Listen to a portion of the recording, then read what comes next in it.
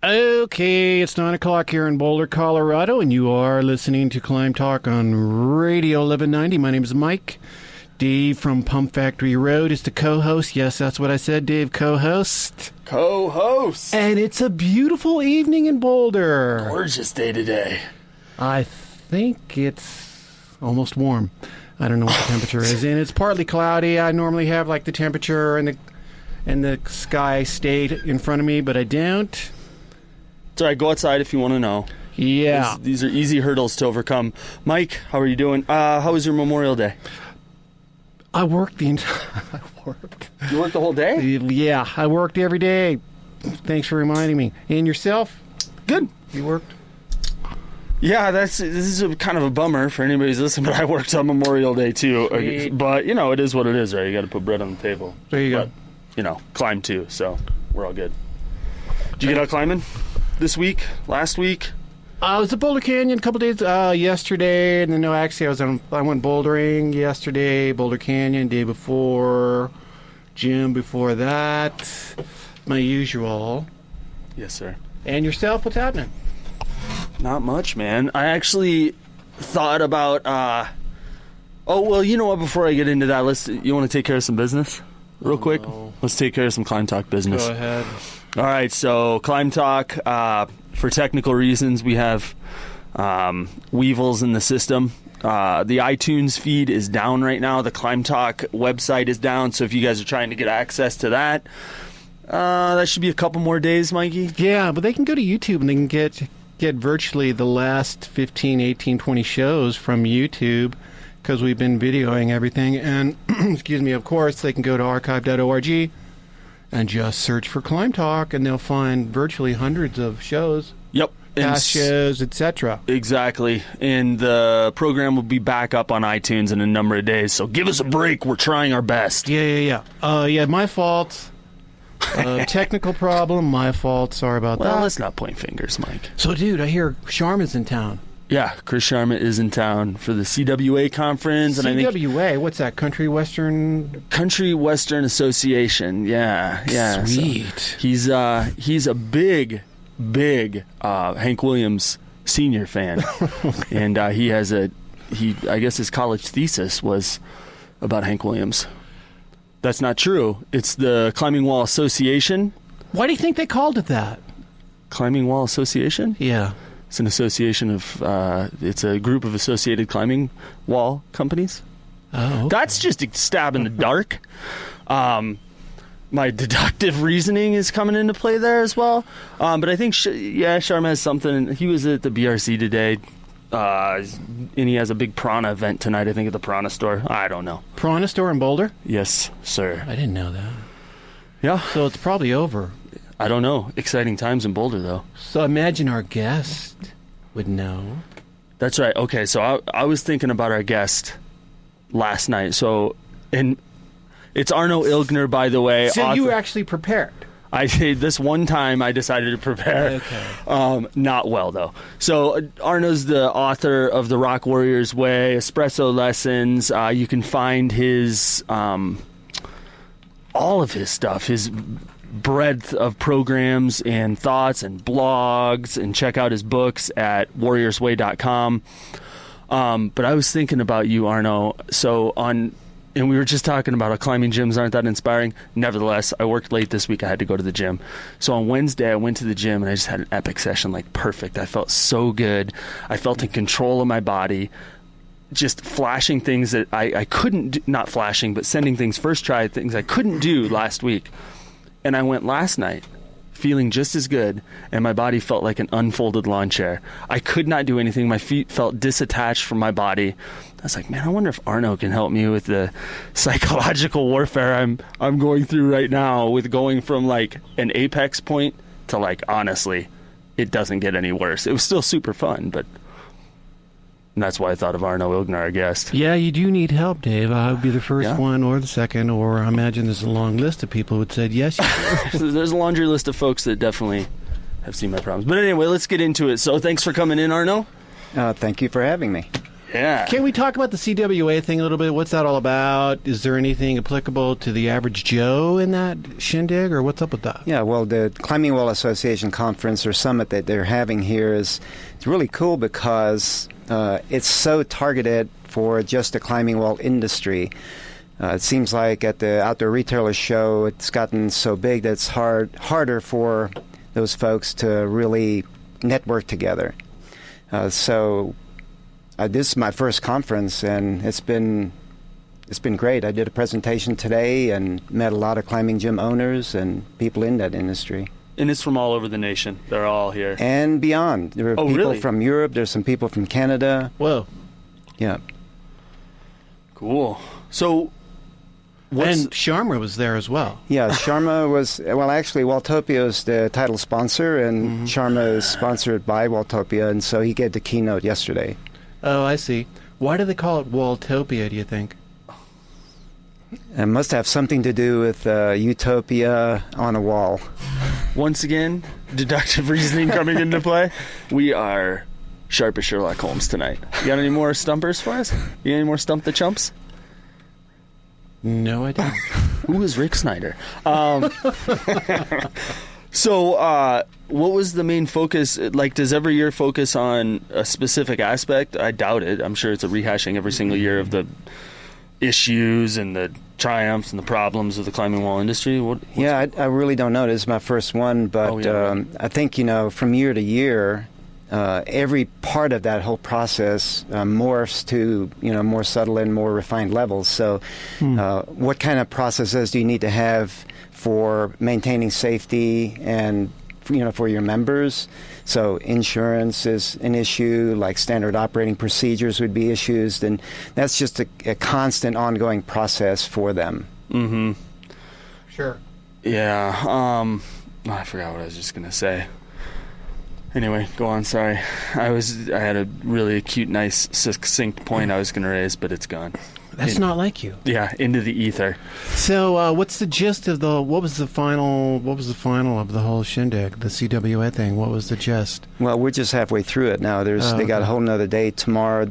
They have like concurrent sessions going on, like 4 different things in the morning, like two different time frames in the morning, then lunch break, and then 2 different ones in the afternoon. So there's a ton going on.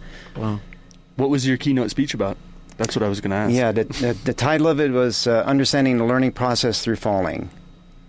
So using, learning the skill of falling as an example for understanding the more subtle levels of the learning process itself. Right. Okay. So that springboards into the training that you do across the country, and Absolutely. You just got done on Wednesday at local gym Rockin' and Jammin'. So can you talk about what exactly your program entails? Well, the Warrior's Way, the essence of it is keeping attention focused in the moment on the task. Very simple, central point that you keep coming back to. So simple, but not easy. So when we get under stress, it's going to be, our attention is going to get distracted, and the process we really need to develop is just noticing when it's distracted and continually redirecting it to that process. I have a question for you as well. So that's the Rock Warriors Way, or the Warriors Way. And you also started something called the Desiderata Institute? Yeah, that's the name of the company that I run the programs through. So you might say it's Desiderata Institute, also known as the Warrior's Way. Is that named after Max Ehrmann's devotional poem? That was written in the 19th century? 1920s, or maybe written in the 19th century, copyrighted in the 1920s, I think. It could be.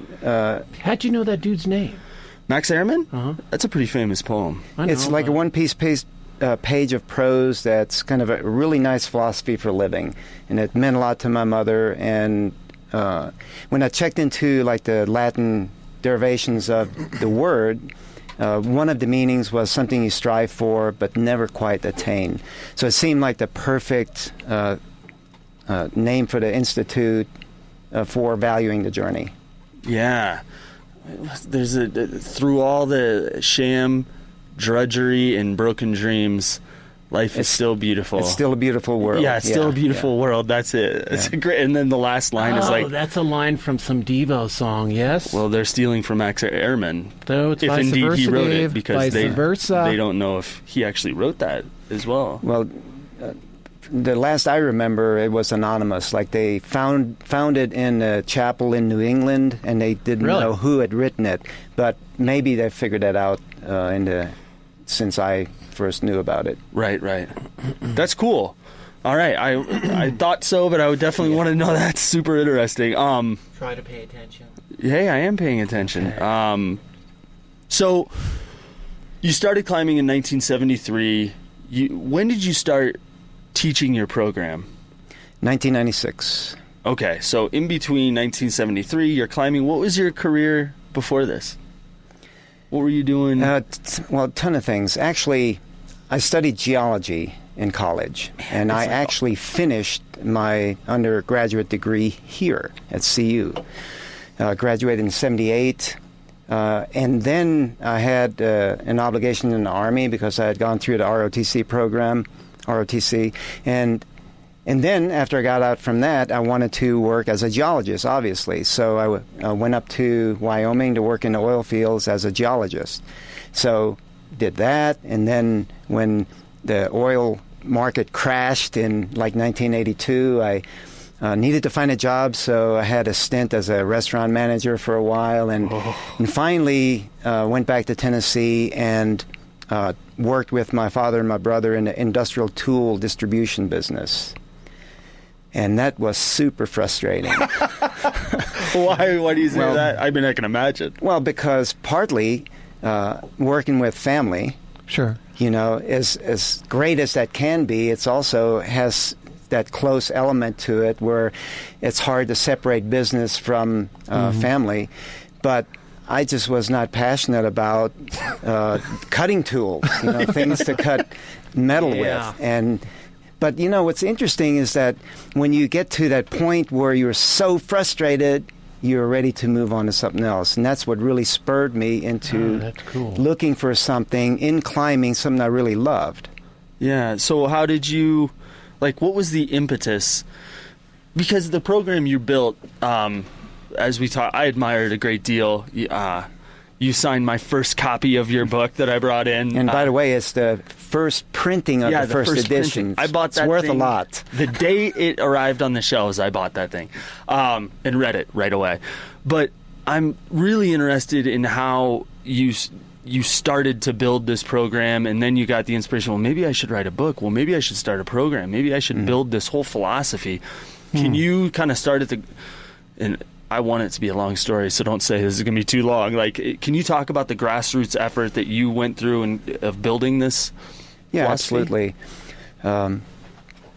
When I was working with my father and my brother in the industrial tool distribution business, we were entrepreneurs, you know. And when you're an entrepreneur, you have to take responsibility for the problems that come up in that business. You can't blame anybody else. You can't blame the customer. They're just going to take their business somewhere else. So my brother Mark and I were constantly reading and listening to informational audio programs to improve our understanding for giving better customer service. But it's in that process that I actually realized that I needed to create a career in climbing. So over a number of years working in industrial tool business, I gathered tons of notes that I'd taken, you know, from the audio programs I was listening to, and many books that I'd read, you know, highlighted important information in it. But when I decided to make that jump into climbing, I had all of this information that I felt I needed to sift through it to find some core principles or core points that would be important to teach. And that was the beginning of that whole process. So when you say you took notes and stuff, do you mean you're writing out notes? So you have stacks of notebooks? I've got stacks of notebooks, yeah. And they're sitting there and growing while this thought is like seeding in your head. Wow, that's super cool. And these books and audio cassettes you're listening to, I mean, is this sales stuff, like Friedman lessons? It's everything from time management to spirituality to, how to become a millionaire, just anything that seemed relevant to being able to give better customer service. But it's interesting, I was paying attention to what grabbed my interest. When I would look in the catalog for all these audio programs or books that I wanted to read, there's so many there, you got to choose, right? Mm-hmm. So I was choosing things that kind of sparked my interest. And that's really a key for leading you in the steps of your purpose. Right. I think you're paying attention to something that's kind of unspoken within you instead of going through kind of a cognitive process all the time to figure out what you're supposed to read at that point in time. So would it be a stretch to say that the books that you were gravitating towards were some people would call them self-help, whatever, motivational books or self-betterment books were more esoteric, or that you found yourself looking towards more esoteric books? Or are you reading Michael Gerber and, all the rest of those guys? No, a lot of those were pretty boring. Oh, they're crushingly boring. They're just too dry, too boring. Things that were sort of on the fringe, like Castaneda or Dan Millman, authors like that really inspired me and captured my interest. Although I must admit, it took me about 3 years to read the first Castaneda book. Why did it take so long? Well, because Carlos talks about so much garbage in it, and if you can sift through that, you can, and just listen to what Don Juan is saying, then you're grasping the nuggets of information about developing awareness and about effective use of attention.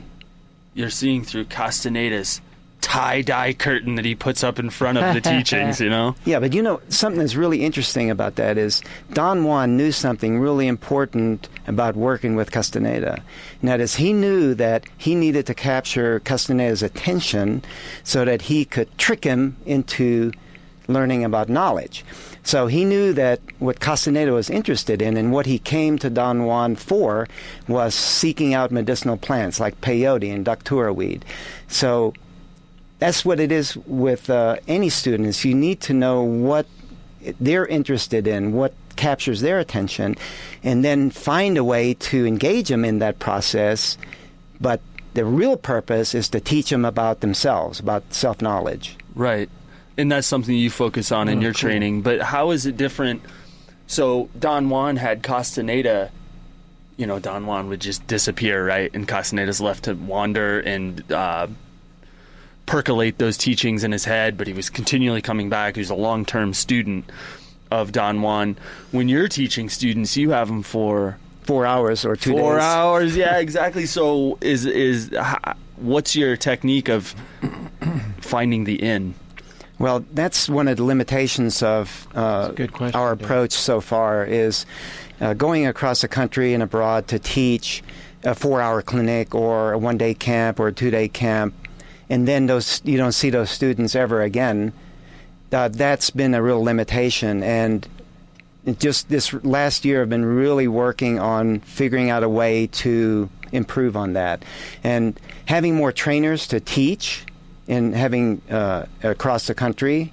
We have one in Spain and 5 across the U.S. right now. So giving them territories and working with climbing gyms or climbing clubs so that they can offer this training on a more regular basis, I think that's going to help solve that kind of a problem. Yeah, build a relationship. Yes. As well.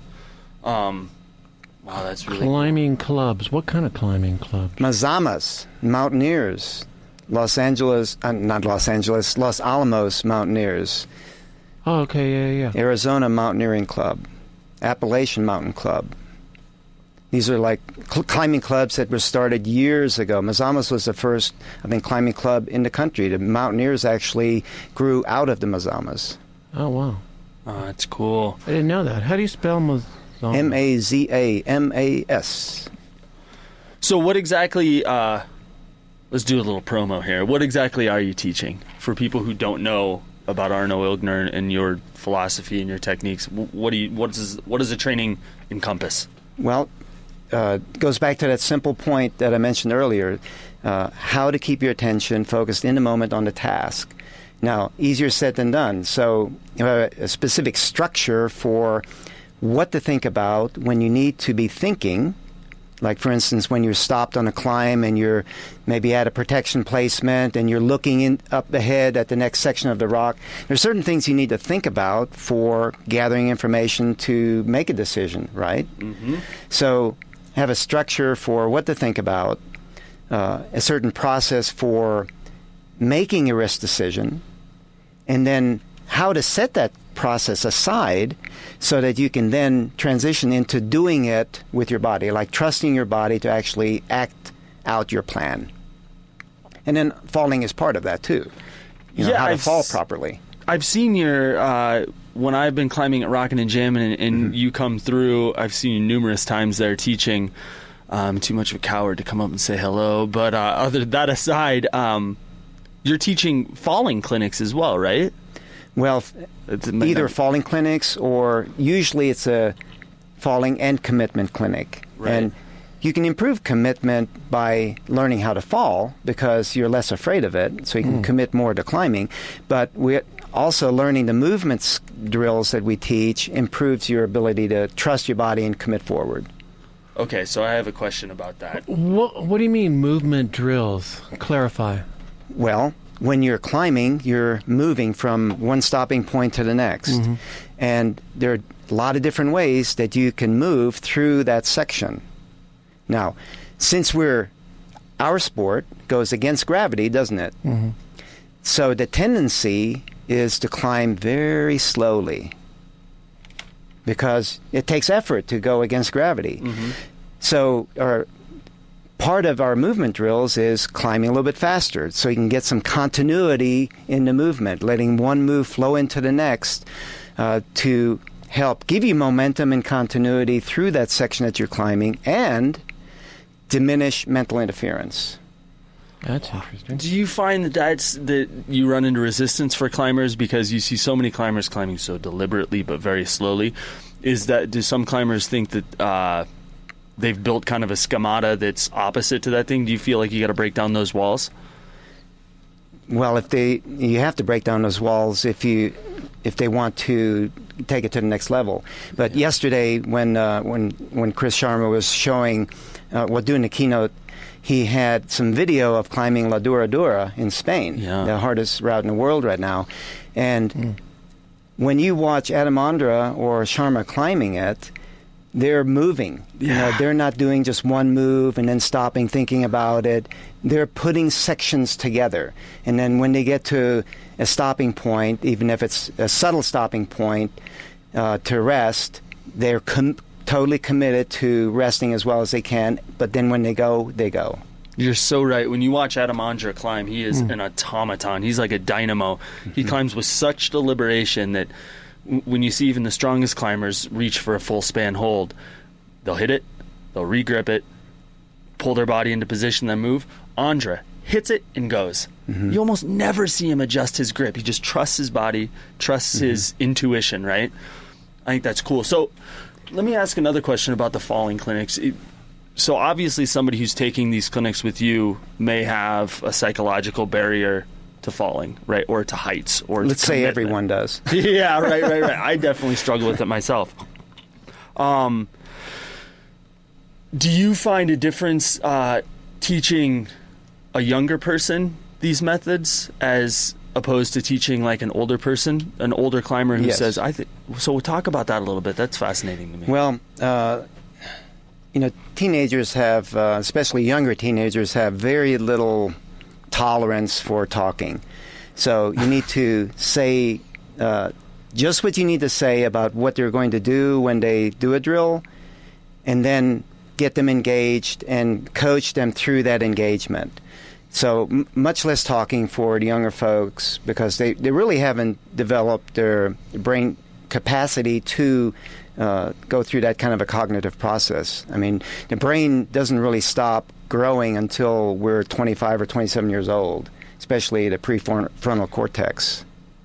Right. And what about the psychological barriers? What are the differences? Because, kids have less inhibition. I mean, all of us have gone through that. We've all been kids, and we go through that stage of invincibility. What's the difference between those barriers that you break down for a kid, or maybe you're not even breaking down barriers, you're just molding, and then a 37-year-old guy comes in, he says, I love trad climbing, but I haven't taken a fall in 14 years because I'm petrified of it, and it's limiting my performance. What are the, like, how do you get in there and take care of that? Well, when we live, to be 37, for instance, we've lived long enough to realize that we're mortal. When you're a kid, you haven't really come to grips with your own mortality yet. But regardless, either one of them it needs to be an incremental process that you take them through. So the 37-year-old, the falling practice drills that we start out short top rope falls. Tell them what they're supposed to focus on when they're actually doing it. What are they supposed to focus on when they take What are they supposed to focus on? Yeah. Well, when you're doing something, you need to focus on what your body is doing to execute the drill or the task. So it always comes down to, are you ready? Breathing, eyes, and body posture, or your body, like relaxation and posture, using your body appropriate to the task. So in falling, for instance, you need to make sure you're breathing instead of holding your breath to help you stay relaxed and to be present, to kind of process that stress. You need to look down into the fall zone so your attention is directed where you're going, like in the direction of the developing situation. And you need to maintain a certain falling posture, like having your arms and legs bent so that you're in position for whatever that impact is going to be. And not grabbing the rope out of fear or desire to control, but having them just in front of you to respond to whatever that impact's going to be. What about the anxiety? The anxiety that 95% of climbers feel, including myself, when you're 20 feet above your last piece of gear. Or 20 feet. 20 feet above your last bolt. That's a long way. Well, That's a big spill. I'm a tough guy. No, when you're a body span above your last number 2 Camelot or whatever, how do you help people with their anxiety? Is that something that you can touch on in a 2-day clinic or a 4-hour clinic? Well, yes. Even in a 4-hour clinic. Essentially, we help redefine what a yes and a no fall zone is. Because in yes fall zones, you need to be able to push yourself beyond your mind's thoughts or doubts and stay committed. And if you do that, you're going to fall sometimes. And you need to have experience with falls that you label a yes fall zone. But then if you can be clear about what that is, then it's much clearer to define what a no-fall zone is. So if you're 20 feet above your pro and you have a lot of anxiety and you have very little experience falling 40, 60 feet in a situation like that, then you need to listen to those doubts and back off. If you feel like you can't keep it together and not push past your pump and take that fall. But what if you know, okay, this is what I'm trying to get to the root of. What if your experience with your own physical ability demands that you can do this? You're on a 5-6 slab with good little dime edges. It's all there, not a lot of smearing. You've done it a million times. You could do it all day on top rope. But I hesitate to use the word illogic because I don't want to get my knuckles wrapped with a ruler, but you have this illogical fear of falling, and it inhibits your ability to climb. That's kind of what I'm getting at. Well, you need to look at the whole picture. Committing forward is only a piece of that. Understanding the consequence completely, or as completely as you can, is a big part of that. So, but you bring up an interesting point because in the clinics and camps that we teach, students will have plenty of questions. And so we want to give them something that they can continue to use to help answer those questions after they leave those clinics. And the tool that they use is whenever you have a question or a doubt or a fear, find small actionable steps you can take in the direction of engagement. So if you're on that 5-6 slab... I remember that from the book, by the way. Yeah. So if you're on that 5-6 slab, then just probe up a little bit or practice down climbing to see if you can climb back out of that situation.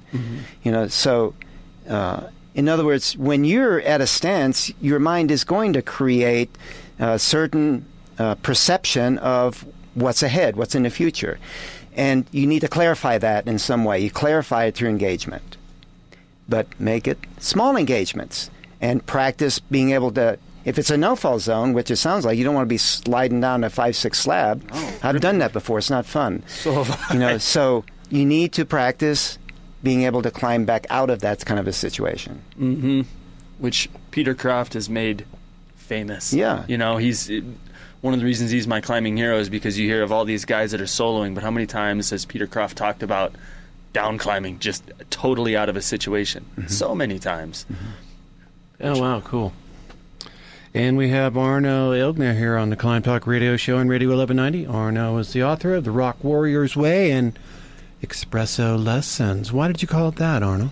Well, because I like coffee, and it's espresso is like the essence or the core of the material. It's like the distillation, but also a very practical application of the material. Kind of taking out the philosophy that's a characteristic of the Rock Warrior's Way book, and I just wanted to focus on how can a climber take this material and apply it in a very practical manner in their climbing. And where can people buy these books at? On your website? warriorsway.com, Amazon, Neptune Mountaineering, locally, REI. And it's available as audiobooks and ebooks, too. Oh, cool. That's good. So you were at Rockin' and Jammin' down in Denver a couple days ago. Are you going to be putting on any lessons or any further programs here in town, Boulder? Not Boulder. This is kind of a short visit for me, but I got 2 more clinics at Rockin' and Jammin' on Sunday. Oh, okay. And so if people want to get involved, they can... The clinics are full right now, but I'll be back in October. He'll be back. Sign up now. All right, can we talk a little bit about some points in your book? Certainly. Okay, cool. So things that resonated with me and I think will resonate with anybody who's read the book, especially one that I found fascinating. I'd like you to just freeform talk about is taking responsibility. Because I feel like it's so easy to not take responsibility for your climbing performances. Say, oh, the temps weren't right. I wasn't ready. I lifted weights 2 days ago. Or you don't take responsibility for your emotional mindset. Can you talk about what taking responsibility means in the paradigm of the Rock Warrior's Way? Well, in the paradigm of the Warrior's Way, it's accepting responsibility. So, in other words, accepting is an important part of that process. You need to accept the situation as it is before you can really start taking some effective action. Well, before you can understand what it is and then start taking some action to deal with it. So the opposite, it's helpful to look at what is the opposite of accepting responsibility to understand what accepting responsibility is. The opposite is shirking responsibility. So what are some behaviors that we have that would fall into that? Well, making excuses, blaming someone else, or blaming the humidity, or blaming your belayer, for what happened, or pretending that you gave the best effort that you could. All of those kind of bolster the ego instead of just having your attention focused on what is really in the situation that I need to pay attention to and learn from so that I can take the next effective step, take the next action step. This is such a fascinating point to me. So you talk about saying that you fooling yourself into thinking you tried your hardest. Yeah. That's a curious thing to me, because to me that strikes me as a fear of trying your hardest and failing. It smacks of fear of failure, and I feel like that's a big dilemma. Well, for all athletes, for any athlete, for anybody, it's a fear of success and the fear of failure, right? Can you talk about that a little bit more, like extrapolate how that affects a climber, their self-delusion that they tried the hardest maybe because they are afraid of failure? How do you overcome that? That's a good one, Dave. Well, what's the core point? I need to have attention focused in the moment on the task. So what you're describing are all distractions of attention that are not helpful for dealing with the situation. So the first part of that is just knowing that you're falling into that kind of a behavior. So admitting that you have this fear of failure, or that you might be pretending or fooling yourself that you're giving your best effort. Developing the self-awareness, even if someone points it out to you, which can be kind of painful sometimes, like your climbing partner. Yeah, but stupid partners. Developing the awareness that you're falling into that, and then what do? Redirect your attention to the task. What's the task? Well, okay, let me accept the situation as it is. I have a certain kind of pro. I'm a certain distance above my pro. I'm in a yes or no fall zone. I'm pumped to a certain degree. You're just looking for some tangible information from the situation so that you can make an appropriate risk decision and either continue or go down. So I would have... Okay, that's interesting, because I would have thought, like, if you're afraid of fear, you would need to dismantle your ego a little bit to get... Or afraid of failing, you need to dismantle your ego a little bit. And is that something you do? I mean, right? Your ego you is obviously revolving around how other people are going to objectify your efforts. Mm-hmm. So, that's another thing. I hate to ask these hack questions, but how do you do it? It's such a struggle. Well, what is the ego? It's this identity that we create for ourselves that sits on two main pillars. One is self-importance, like feeling important in relation to others. Like we tend to want to feel more important than other people. But many times we feel like we don't measure up. We feel worse than other people, not as important. So part of the ego is having this identity that's associated with how important we feel. Another part is being identified with our own personal history. Like, I feel like I'm a great climber because of all these great climbs I've done. For me, the thing that I've needed to overcome is, especially in the Southeast, I was known as a climber that could deal with fear well because some of the routes that I put up. Well, if I identify myself with this guy that can deal with fear, then when I get in a situation where other people are watching me, I feel like I have to live up to this image that I've created for myself, that I'm relying on, that my ego is standing on those two pillars. And again, it's a distraction of attention. So the ego causes us to contract our awareness. Oh, cool. And what we need to do is expand our awareness.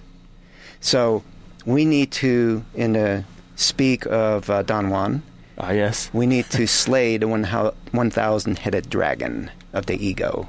Oh, that's so good. Every time you notice, just like we were talking about a moment ago, when we notice that we have this fear of failure, or we're falling into this comparison with other people, we notice that, and redirecting our attention to the task, if we can do that, we've sliced off one of the dragon heads. Now we only have 999 to go. No problem.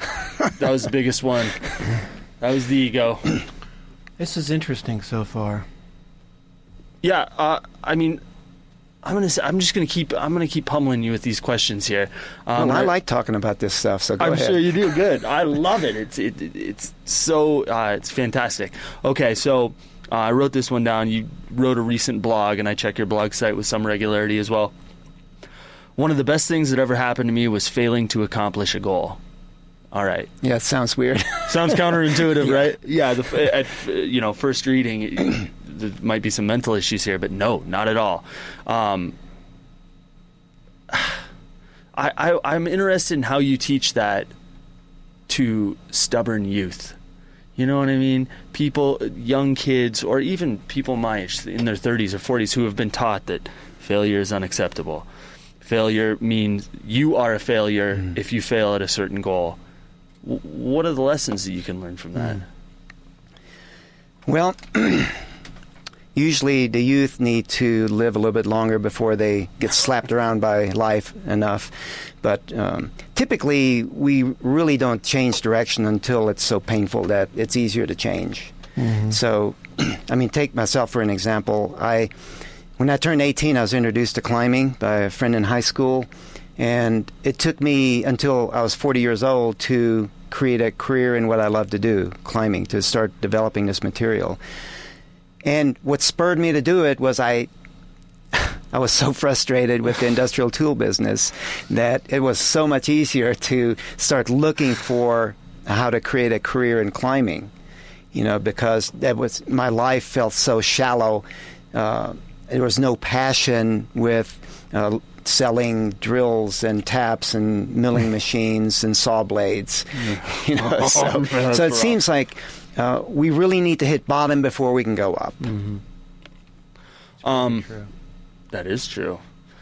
Let's see. I have another here. Where is it? Oh yeah, you wrote something in your book. I don't have this on here, but I'm remembering. I hope I don't get you by surprise here, but there's a difference between being in control and being controlling. Yes, there is a difference. All right, let's talk about that it? because that's like syntactical. When you read that as well, if you were just to read that quote, you're like in a syntactical limbo. You have no idea what's going on. Well, that's why you need to read the section that comes. That's just a heading. No, I only read the first headings. No, can you talk about that though? Yeah, absolutely. I mean, being in control means that your attention is focused on what you can control. Being controlling is focusing your attention on what you can't control. So you think about falling, for instance. If you're focusing on what is the belayer going to do, where is the fall going to end, you're focusing on what you can't control, because once you're in the air, you can't control where the fall ends or how much the belayer is going to give you cushion, how much slack the belayer had in the system. But what you can control is, what was it? Do you remember, Mike? Breathing, eyes, and body position, right? Oh, dang it. I wasn't ready for the test. See, you weren't paying attention. I was paying attention. I was paying attention to something else. But you see, it comes back to simplicity. You need to focus on what you can control. And your body, when you're engaged in action, what you can control is how you're engaging your body. You can't control the size of holds that you're grabbing, but you can control how you grab them. You can control maintaining your breathing. You can control how fast you climb, or if you need to stop to rest and recover energy. Mm-hmm. Okay. I don't remember this from the book. I don't remember if you touched on this at all. But of course, I'm sure you're aware of the millions of studies that have been done with people who envision a certain process and people who don't envision a certain process. They both get the same amount of practice. Like in a physical activity, like the famous study, I think, was shooting free throws. Yes. And they put people in two different rooms. They practiced the same amount of free throws. And then they went in a room for a number of hours or a day or something like that. And one group envisioned making free throws, mentally practiced. I don't feel like many climbers do that. Though Chris Sharma is one famous example of a guy who does. I think a lot of climbers do that, maybe to varying degrees. But the study essentially had three groups. One was basketball players that just shot free throws. That's all they did. Next group did the free throws and visualized, and others just visualized. So you had the full range of just the physical practice and just the visualization, and then the mix in the middle. And the ones that did the actual practice, I can't remember exactly how it turned out, but it's pretty equal. But I think the middle group actually performed the best, if I'm remembering correctly. But I think climbers, visualization has been a staple for climbers forever. I suppose you're right. Yeah, but even beginning climbers, they're looking at the section ahead of them and going through kind of a sequence of how they're going to do it. But obviously, competition climbers or more elite climbers do that at a much more intricate level, because if they're working a route, they get intimately familiar with exactly what that beta is. Right. And that's when you see the pantomiming and all that stuff. Yes. So that was envisioning. And then we'll just talk about vision. You also write about creating a vision for yourself, for your future, in whether it be for your career or whatever. But you also put a twist on that when you spoke about if you don't create a vision for yourself, this is, once again, syntactically confusing. Okay. If you don't create a vision for yourself, you will pursue that which you're best at, which can be dangerous. And then the sub-theme to that is you won't challenge yourself.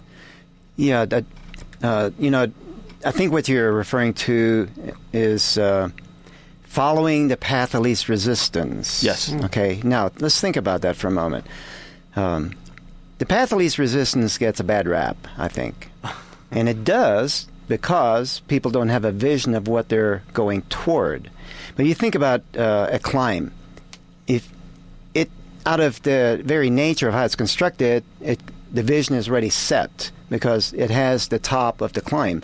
Obviously, you need to, part of that vision is how you're going to climb it. It's going to be aid climbing, you're going to solo it, or you're going to free climb it on site, or you're going to work it and then red point it. So you have that vision, in a sense, automatically set. But then, don't you follow the path of least resistance up that climb? You don't want to climb the hardest way through that section. Sometimes climbers will argue with me and say, no, I want to challenge myself. I say, well, just get on a harder climb. There are plenty of them out there. But when you get on that 511 or that 512, you want to climb it as easy as you can, using your energy as efficiently as possible. Mm-hmm. What about in the greater scope of life, though? Because I feel like when you wrote, sometimes taking that path of least resistance or taking the path where you're most successful in life can be dangerous because you may be bending around challenges. I think you're referring to one of the last lessons I sent out, like the danger of being good, where you're and it's the example I use in the lesson is I was good at playing the French horn when I was in high school. Yes, this is it. Yeah. This is where this and comes so from. I was when we're thinking about what do I want to do for a career or what's my purpose in life, we look at what we're good at and then find a way to follow that. When really we might be good at something that we're really not passionate about. It's just maybe our parents drove us into it. Like for me, my parents were Europeans, so they had a rich music background. My grandmother, actually, on my mother's side, was an opera singer. So, listening to classical music at home was a big deal, and they got me into band in high school to continue with that, to see the value in music, which it's a lot of great value, but I wasn't passionate about it. But when this fella, Steve Anderson, introduced me to climbing in high school, never looked back at the music. I found what I was passionate about. But look, it took me like 20 years before I started, following my purpose in life, which was to create a career in this. So when you started creating that career, by the way, this is, if you're just tuning in, this is Arno Ilgner, our guest. He's written books. His most recent is Expresso Lessons, and I'm looking at my first edition copy here, The Rock Warrior's Way. You can find him at warriorsway.com, and this is KVCU Radio 1190 in Boulder. Nailed it. All right. So when you were developing your program and you're leaving behind what I can imagine was a successful career, not fulfilling, but you guys were entrepreneurs, you and your brother and your father, right? Oh, it was a struggle. It was a struggle. It was a struggle. In fact, through the 90s, when I was working in that business, we got up to having about 10 or 11 employees, and we were losing money. And got to the point where toward the end of the 90s, being in the red for so many years, we had to just downsize and make it work on just a few employees. But that was right at the time when I was transitioning out of it to develop this business. But so I learned a lot in that business, but it was frustrating. So was it, what were your feelings about leaving behind? I mean, obviously you were pretty stoked to segue out of this career. But were you, did you have fear, or were you nervous about, I am blazing a whole new, you're sitting there with your stacks of notebooks, which must be a little intimidating. How do I put this all together? It is, but one thing, sometimes people feel like, I need to make a transition in my life. I need to make a change, and they think it's going to be happening in an instant. One day they're going to cut the old life away and start the new life. For me, fortunately, I was able to transition out of the family business over a period of 5 years. So as I was developing the Warriors Way business, I was still able to work in the industrial tool business, maybe 4 days a week, and then next year 3 days a week, then 2 days a week, until now I work maybe a few days a year. I'm still involved with it, but just at a very, very limited amount. Right. So what was the process of writing the book? I want to get down to the brass tacks. Have you'd never written anything before, right? Never published before? Never published. Now, did you read the acknowledgments in your book, Dave? In 2003, Arno. You did? It's been a while. Yeah. So need to reveal a very important fact here that your listeners are probably curious about. All right. I didn't write the book. Huh? Read it, Dave. Read it. All right, Mike, you might want to talk here. And then no, I'll talk. I'll talk. You read, but I'll tell you what you're reading. Jeff Achey wrote the book. Yeah, I see right here. In other words, he was my editor, but he was going to be my editor, and so I wrote the book, sent it to him, and you know what he said? Arno, it'd be a lot easier if I just start from scratch using your notes. Oh, it hurts. It hurts. Yeah, so Jeff Achey's been just an awesome mentor for me in the writing process, in the climbing, for climbing too, but such a great balance for my inability to write. But I've gotten better. So Expresso Lessons, I wrote. All right, there we go. With his editing, though, so we would go back and forth, write a draft, and he would edit it, I would rewrite, or he would make suggestions, I'd rewrite it. But it just brings to light that you don't do anything on your own. That's just an ego orientation. We collaborate with other people, whether it's in business or a project like that, to create something that's better than we can create ourselves. Was Jeff a climbing partner? Once. It all started in 1996 in October when he came from Climbing Magazine to North Carolina to write an article about Whitesides. And he wanted to get the people that had contributed to the history of Whitesides together, do some climbing and talking so that he could write his article. And that's right at the time when I was starting to develop this material. And so he actually wrote a couple of articles about it in Climbing Magazine in, I think, 1998, 1999 about it. And that was like the initial introduction of the material to the national audience. Wow. I should have read the acknowledgments a little bit closer. Arno, I'm not going to lie to you. Wow, you couldn't have found a greater partner. He was like one of the historical great climbing writers. Yeah, he wrote the Colorado climbing history effort, Climb. The updated edition of it, yeah. Bob Godfrey and Dudley Shelton did the one in 78, and just several years ago he did to include what's happened since then. Yeah, and he's is he still with climbing? Is he like an editor at large, maybe? Yes, something to that capacity, yes. He's a hell of a writer. We got 9:54 here in the Radio 1190 studio on the CLIMBTALK radio show. What, Dave? We gotta ask Arno a question. We gotta do a little callback to the before the studio time here. Oh, yeah. We have a little. Go ahead. I think Arno wants to tell a story about our friend and Colorado climbing.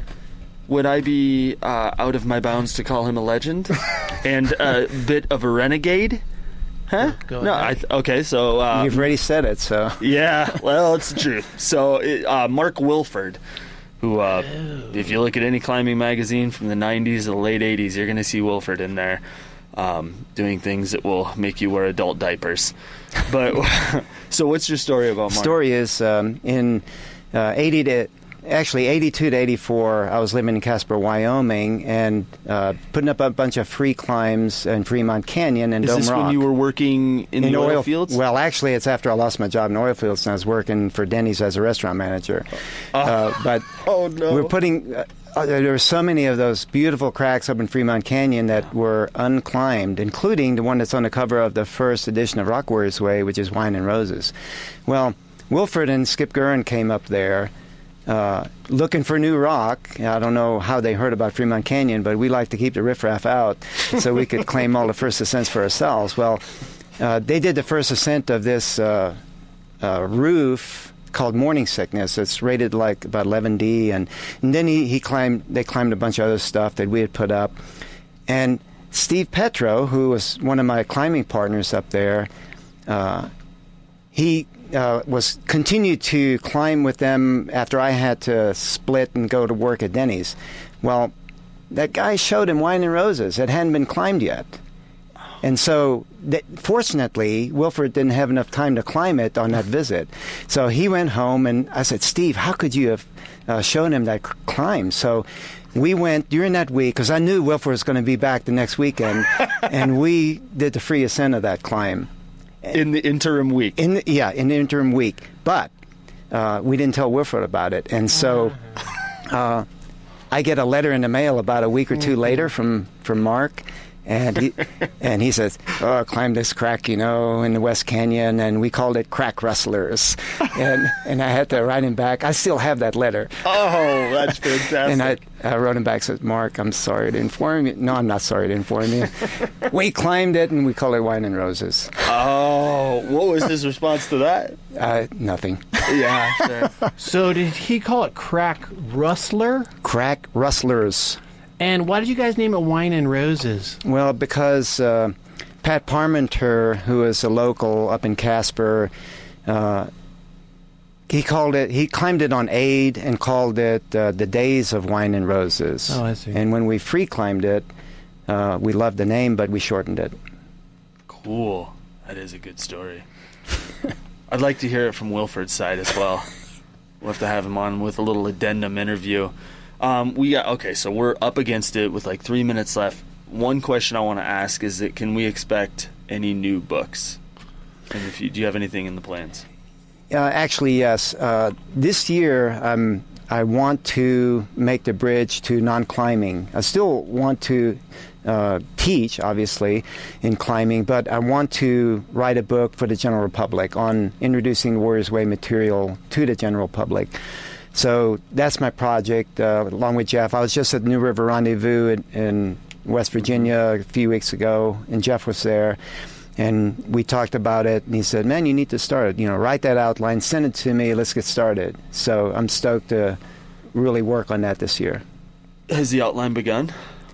It started actually already 2-3 years ago, but it didn't. The timing wasn't right. Come up against roadblocks. I couldn't figure out how I wanted that outline to look, and I've learned a lot in the last 2 years. I feel ready now.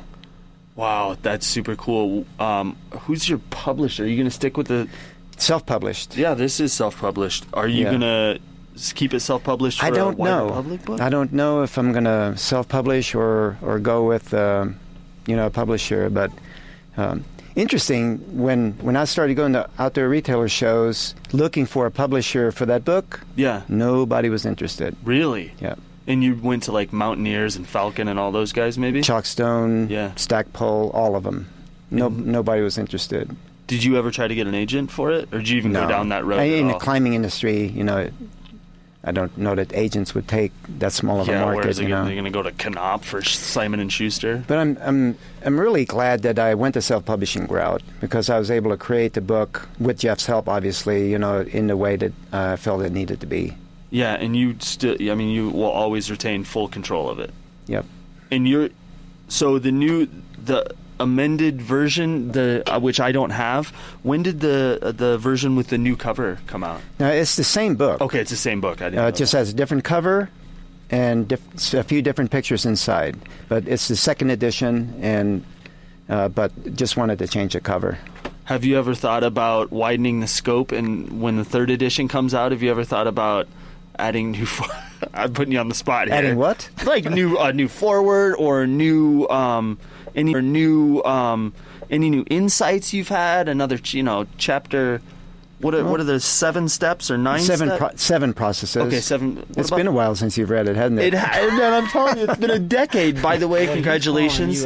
This is the 10-year anniversary of this book as well. It is. But surprisingly enough, the material that's in there hasn't changed much. Right. Which I'm pleased. I felt like I knew before I wrote the book, I needed to run hundreds of students through the training until I felt I understood it at a deep enough level to put it in book form. And so it's there's not a lot to change in there. Right. That's cool. Well, then if I come up with the 8th process, I'll email you, and maybe we can exchange a small some shekels, and we'll work out a monetary exchange. What do you think, Mike? You're shaking your head at me. Scamming something, Dave. Always trying. Always scamming. You're just going to get inundated with emails on the 8th process, too. People, I think I have an idea. Well, that's it. And that was the Climb Talk radio show on Radio 1190. We had Arno Ilgner, the author of... Actually, not the author. The co-author of The Rock Warrior's Way and Expresso Lessons. Arno, thank you for joining us. Thank you for having me. Thank you. That was excellent. So do you have a title for your upcoming book? Absolutely. I knew the title, before I even started this process. Do you want to know what it is? Yes. Maybe I shouldn't say. No, break it on Climb Talk. Really? Yeah. The Warrior's Way. Oh, my. So you're really stepping out of your box on that title. Well, I intended to call that The Rock Warrior's Way because it's written strictly for rock climbers. But the whole vision was to write a book called The Warrior's Way for the general public from the very beginning. Oh, my God. I can't wait. When? 2-3 years? Hopefully a couple of years. Hopefully. That's a power sync word. There we go. Watch your colloquialisms. Yeah. What's that? What did he just say? Well, you're not supposed to hope. You need to intend. Yeah, never say hope. Gotcha. Dave, why don't you talk us out while I set up Blues Till Dawn? Well, Arno, I hope we can have you on again, and I intend to make that happen. Yeah, October. October, there we go. Yeah, let's get another one in October. And we'll touch on some other things. We'll talk a little bit more about the industrial tool industry. Cool. And the pains that go along with that. Anyway, y'all have been listening to Climb Talk again. The site is down currently. It'll be up next week. Look forward to Arno's interview on archive.org. Check him out on warriorsway.com. Buy his books at Amazon, any bookstore, REI, wherever you want to go. You can find it on the warriorsway.com. You can also buy it there. And they can find this article, Arno's piece, on YouTube in a couple of days. That's right. Cool. All right. Have a good weekend climbing, climbers. Be safe, and vaya con Dios, brah. Stay tuned for Blues Till Dawn.